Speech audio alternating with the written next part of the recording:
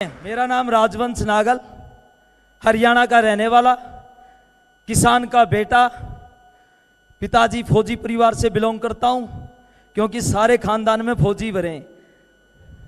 और मेरा बेटा है, वो भी बोल रहा है कि पिताजी सिर्फ एक ही काम करना है, फौज में जाना है बस। तो पूरे खानदान में फौजी, किसान का बेटा। बचपन से ही सपने बड़े थे। परिवार में दो माहौल मिले।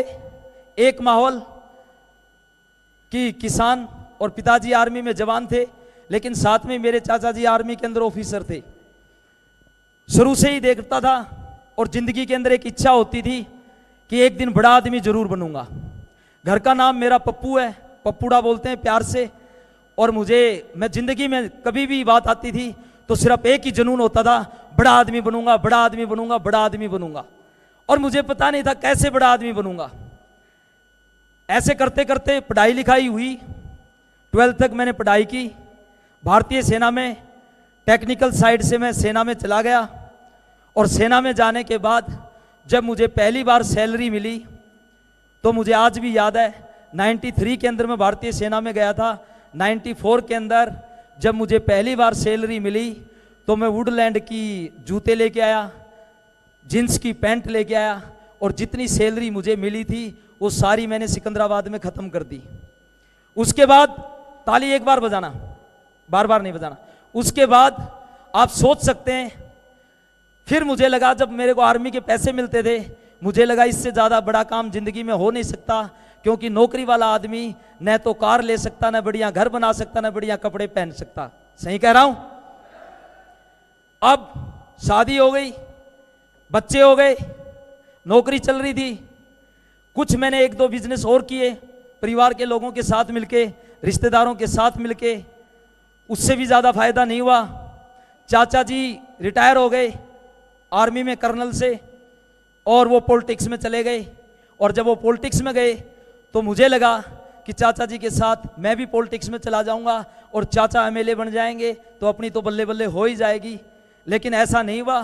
चाचा जी जब पॉलिटिक्स में गए, मैं भी उनके साथ 6 साल तक पॉलिटिक्स में रहा। और जब 6 साल उनके साथ पॉलिटिक्स में रहा तो दोस्तों, मुझे ज़िंदगी की सच्चाई का पता लगा कि मिस्टर राजवंश नागल, तेरे पास दिखाने के लिए बहुत कुछ है, लेकिन वास्तव में कुछ भी नहीं है। लेकिन हमारे बड़े बुजुर्ग बोलते हैं, जैसी चाह वैसी राह। भगवान ने मुझे जोधपुर भेजा और वहाँ पर ये मुझे सिक्योर लाइफ अपॉर्चुनिटी मिली। जब मैंने पहली बार सिक्योर लाइफ का प्लान देखा और प्लान में देखने के बाद जब मुझे बताया गया कि यहाँ से लाखों रुपए महीना आते हैं, तो दोस्तों, एक 15-20 हज़ार रुपये कमाने वाले फौजी को मैंने सिर्फ आर्मी ऑफिसरों को देखा था लाख रुपए कमाते हुए, और वो भी काफ़ी पढ़े लिखे लोग होते थे। तो मुझे नहीं लगता था कि एक फौज का जवान लाख रुपए महीना कमा सकता है क्या। लेकिन जब सिक्योर लाइफ की मैंने प्लान देखी, मुझे स्टार्टिंग में यकीन नहीं हुआ। मैं इस सिस्टम में आया सीनियर के माध्यम से। जब उन्होंने मुझे विश्वास दिलाया, मैं सिस्टम में आ गया। आने के बाद मैंने अपनी बहन से पैसे लिए, बिजनेस की शुरुआत की। और जब स्टार्टिंग करते हैं तो आपको सब लोगों को पता है, हर आदमी अपने दोस्तों रिश्तेदारों को बताता है। मैंने भी अपने दोस्तों रिश्तेदारों को इस बिजनेस के बारे में बताया।